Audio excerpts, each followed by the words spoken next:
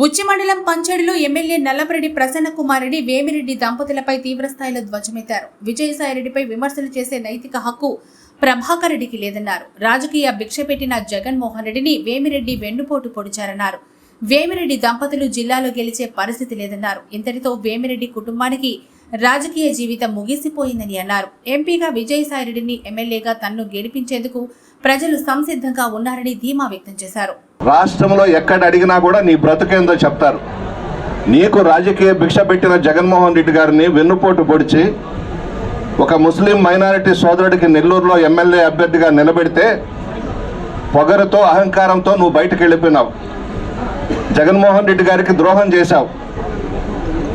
నీ చరిత్ర నెల్లూరు జిల్లాలో ప్రతి గ్రామంలో కూడా తెలుసు.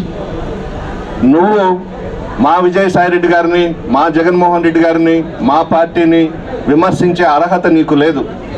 నువ్వు ఏ విధంగా కాంట్రాక్ట్స్లో డబ్బులు సంపాదించావో, నువ్వు ఏ విధంగా కోటేశ్వరుడైనావో జిల్లా ప్రజలందరికీ తెలుసు. ప్రభాకర్ రెడ్డి ఈరోజు జగన్మోహన్ రెడ్డి గారిని వెన్నుపోటు పొడిచి నీకు డబ్బుందనే అహంకారంతో బయటకు వెళ్ళి ఒకప్పుడు నిన్ను నెట్టేసినటువంటి చంద్రబాబు నాయుడు దగ్గర చేరావు. నీకు రాజకీయ నూకలు చెల్లిపోయాయి. నీకు రాజకీయ భవిష్యత్తు లేదు.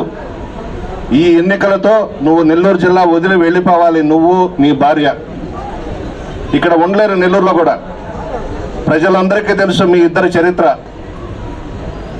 అమ్మ ప్రశాంతమ్మ, నీ రెండో భర్తని నెత్తినెక్కించుకొని ఏవేవో మాట్లాడుతూ ఉన్నావు.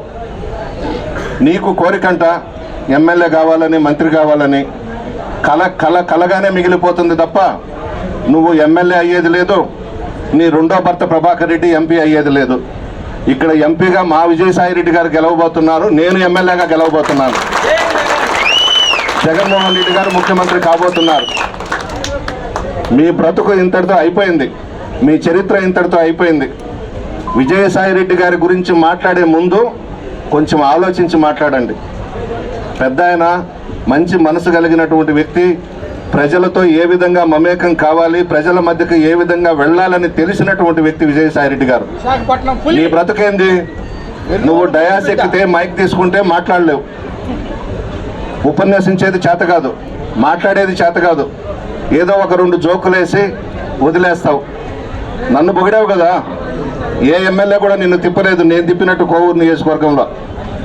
ఈ నల్లపరెడ్ల కుటుంబము నెల్లూరు జిల్లాలోనే కాదు రాష్ట్ర స్థాయిలో ఒక గుర్తింపు ఉందని చెప్పిన వ్యక్తివి నువ్వు. ఈరోజు ప్రసన్నకుమార్ రెడ్డి పనికి రాకుండా పోయినాడు. నీ భార్యను తీసుకొచ్చి తెలుగుదేశం పార్టీ తరపున ఇక్కడ పెట్టావు. ఒక్కటి గుర్తుపెట్టుకో, ఈరోజు నువ్వు డబ్బుందని అహంకారంతో నాయకుల్ని కొని నీ దగ్గరకు తీసుకోవచ్చు. కానీ అసలైన వైఎస్ఆర్ కాంగ్రెస్ పార్టీ నాయకులు, కార్యకర్తలు, ప్రజలు మా వైపు ఉన్నారు. మమ్మల్ని కనిపెట్టుకొని ఉన్నారు. జగన్మోహన్ రెడ్డి గారిని మరలా ముఖ్యమంత్రిగా చూడాలని ఉన్నారు. ఇది నువ్వు కాదు కదా, నీ అబ్బొచ్చినా కూడా తొడపలేరు. జగన్మోహన్ రెడ్డి గారు కాబోయే ముఖ్యమంత్రి. రెండవసారి పట్టాభిషేకం చేసుకోబోతున్నారు. భగవంతుడు కూడా నిర్ణయించేశాడు. ఎవ్వరూ కూడా ఆపలేరు. మీ చరిత్ర ఇంటికే.